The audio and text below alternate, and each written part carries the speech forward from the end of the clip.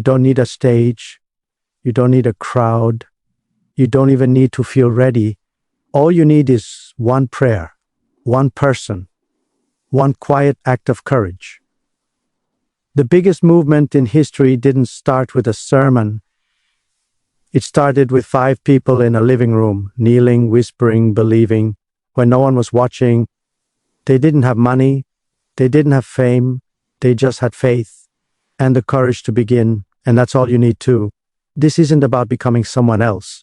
It's about becoming who you were made to be, right here, right now. So stop waiting for the perfect moment. The moment is now. One prayer, one step, one person you invite in. That's how empires begin. Don't just watch this video. Live it. Start now. Start small. Think infinite. The most powerful transformations don't begin with grand stages, packed auditoriums, or viral campaigns. They begin in silence, in a living room, a kitchen table, a quiet corner where 2 or 3 people gather not to perform, but to be real. This is where the foundation is laid, not in spectacle, but in intimacy. It's easy to be inspired by a crowd of 10,000, but it's the courage to show up with 3 that changes everything. When you start small, you remove the pressure to impress. There's no need for perfect lighting, polished scripts, or professional production. There's only need for honesty, for listening, for presence. In that space, people aren't spectators, they're participants. They speak, they cry, they share their brokenness, and in doing so, they discover they're not alone. Smallness is not weakness, it's precision. It's the difference between broadcasting to strangers and speaking to souls. In a group of 5, you can remember names, you can pray for specific struggles, you can notice when someone hasn't come in 2 weeks, you can walk with them through loss, job loss, marriage strain, addiction, not as a program, but as a person. That kind of connection is magnetic. It doesn't attract crowds, it attracts commitment. Here's the quiet engine. When people are deeply known in a small setting, they become eager to invite others. Not because they were told to, not because they were guilted, but because they've tasted something real, something they can't keep to themselves. So they bring a friend. Then that friend brings another. And slowly, quietly, the circle expands, not by force, but by frictionless replication. This is how movements grow, without marketing, without budgets, without celebrity, without a single paid ad. The secret: small groups aren't just a method, they're a mirror. They reflect the nature of true community, personal, relational, contagious. You don't need to convince people to join. You need to create a space so safe, so alive, so full of grace that they can't help but want others to feel it too. Start small and you learn patience. You learn listening. You learn that change doesn't happen in sermons. It happens in conversations. That healing doesn't come from programs. It comes from presence. That faith isn't inherited. It's transferred, one heartbeat at a time. Think infinite not as a goal, but as an orientation. Not how do we get to 10,000, but how do we make this one group so alive, so real, that it naturally becomes 2, then 4, then 8. The infinite doesn't begin with size. It begins with sincerity, and one person brave enough to say, let's meet here, let's pray, let's try. Vision must be visible, not just verbal. A dream spoken in a sermon can inspire for a moment, but a vision lived out in action transforms lives forever. The most powerful movements don't survive on slogans or mission statements. They thrive because people can see the difference. They don't just hear about love, they receive it. They don't just talk about healing, they experience it. Vision, when it remains abstract, becomes decoration. But when it becomes tangible, it becomes destiny. Too many leaders stop at proclamation. We want to change the city. We're called to reach the lost. But without pathways, those words fade into noise. The breakthrough comes when vision is translated into visible expression. When someone says, I'm struggling, and instead of just praying, the church provides counseling. When someone says, I'm hungry, and a food center opens in the basement. When someone says, I feel invisible, and they're invited to lead, this kind of vision doesn't wait for resources. It starts with responsibility. It asks, what can we do now with what we have to show that this message changes real lives? That's why hospitals were built, outreach teams deployed, job training launched, addiction recovery programs started. Not because the leader had a master plan, but because the vision demanded proof. When people see transformation, a woman healed, a family reunited, a business restored, they don't need marketing, they need an invitation, and they bring others. Because now, faith isn't theoretical, it's documented, it's demonstrated, it's undeniable. A visible vision also creates ownership. People don't just attend, they participate, they sign up, they give time, they donate. Why? Because they can see the impact. They helped feed 50 families. They mentored a teenager. They hosted a cell group in their home. These aren't bullet points on a report. They're milestones in a shared journey. And when setbacks come, and they will, a visible vision keeps people committed because they've already seen what's possible. They've touched it. They've lived it. They know the power isn't in the building or the budget. It's in the collective belief that something greater is unfolding. So don't just preach your vision, live it, build it, show it. Let the change lives, the open doors, the acts of service, let them speak louder than any sermon. Because when people can see what you believe, they'll start believing it too. Empowerment control.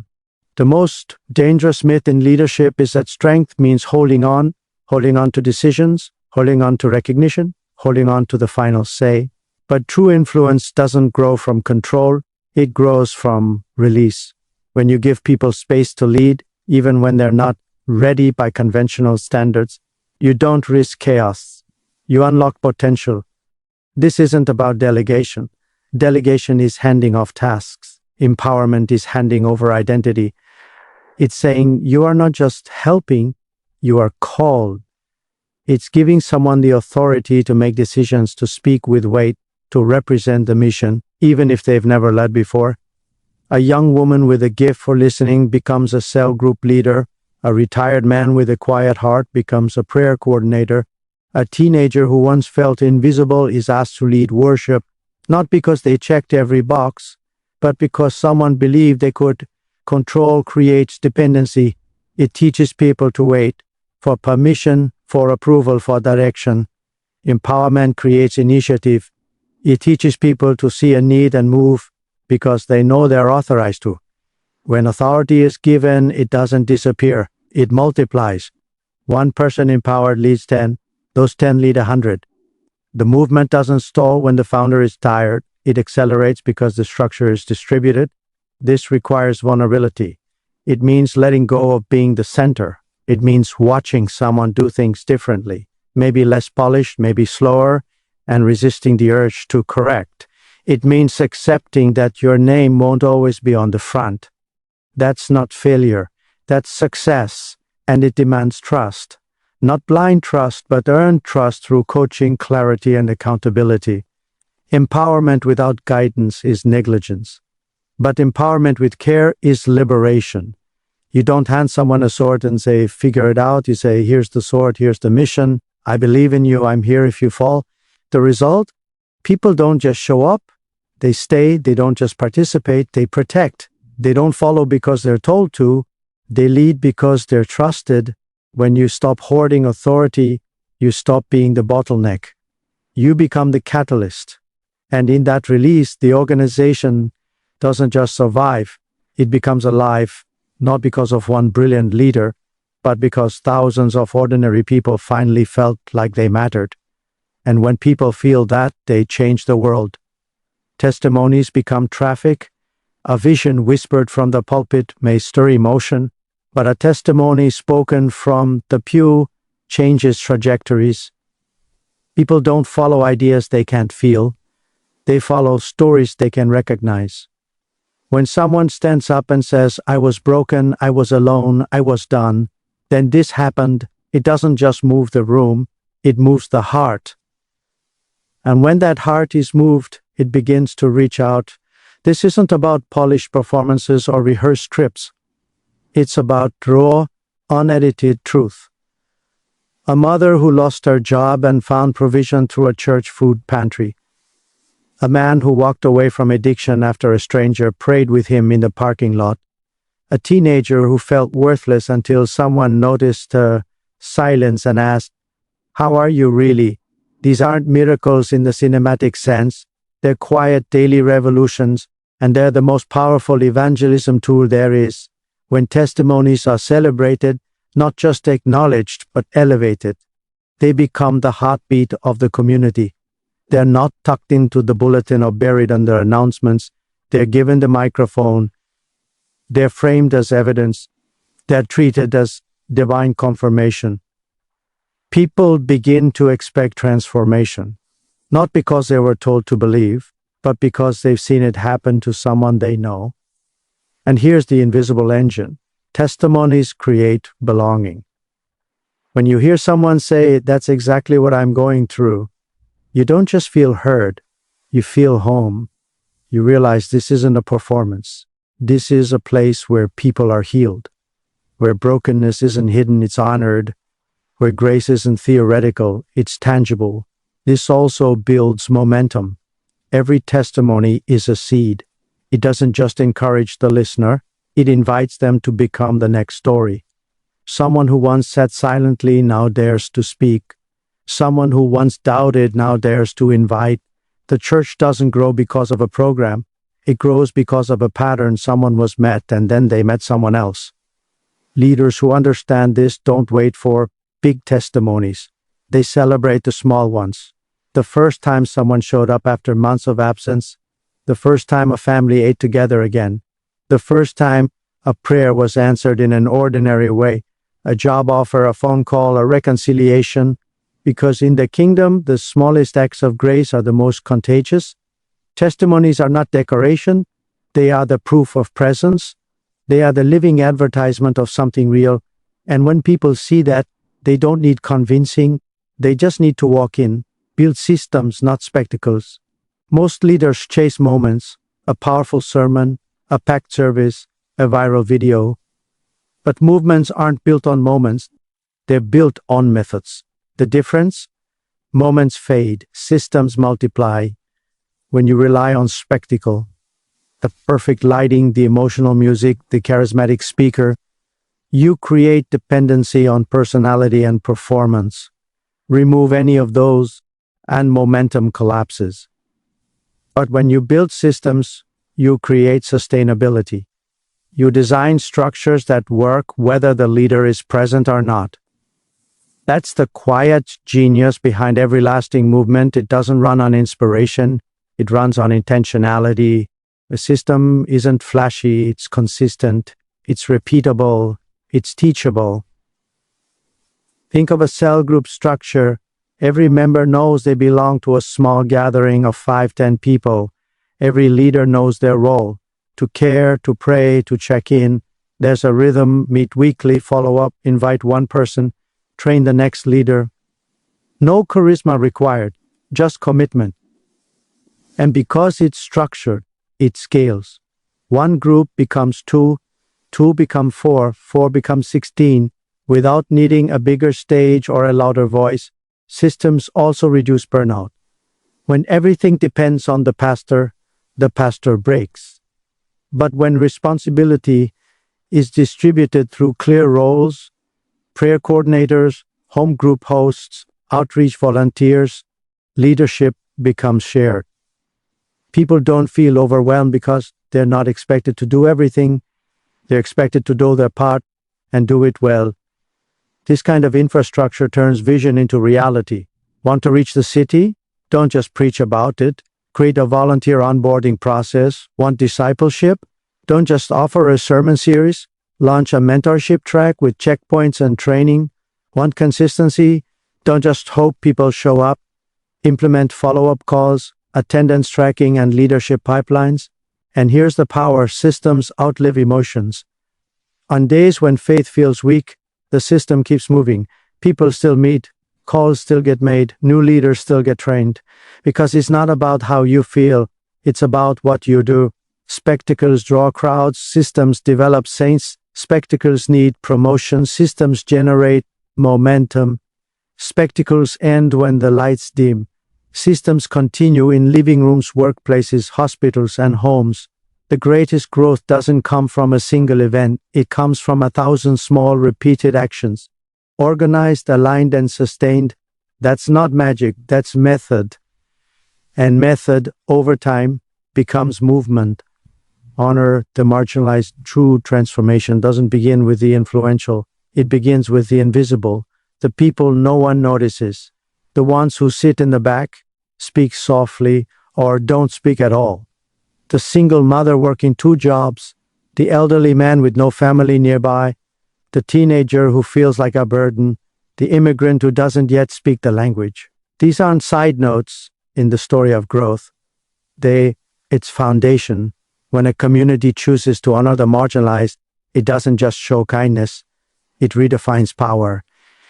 It says, your worth isn't measured by your status, your skills, or your silence. You belong here, not because you can contribute, but because you are.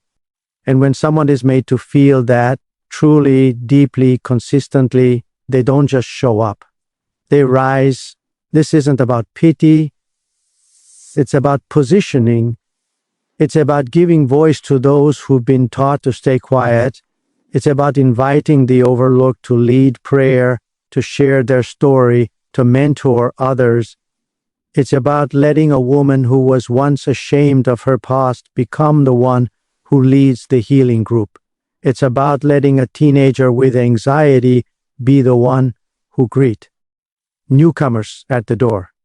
When you give authority to those society ignores, you don't weaken the structure, you strengthen its soul. The marginalized become the most faithful because they've been told no so often that when they hear yes, they give everything. They don't take ministry for granted. They don't perform for applause. They serve with grit, gratitude, and grit. They are the first to arrive, the last to leave, the ones who remember names, the ones who show up when no one else does. And here's the quiet revolution. When the marginalized are honored, the entire culture shifts. People stop measuring value by appearance, income, or education. They start measuring it by heart. And that changes everything.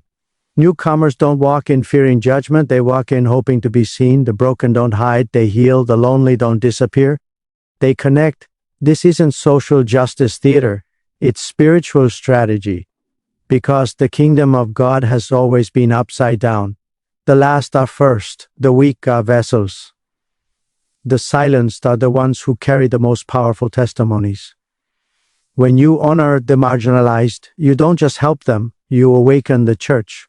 You remind everyone, this isn't a club for the whole, it's a home for the healed, and the ones who are broken, they're the ones who teach us how to live.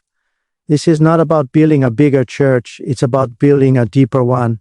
Not more programs, but more presence.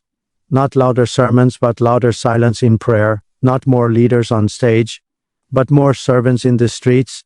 The 750,000 didn't come because of a formula. They came because people were seen, trusted, and set free. You don't need a mega church to change a world. You need 1,000 small acts of courage. A prayer whispered in the dark, a hand held in silence, a voice given when no one expected it, a story told that no one else dared to share.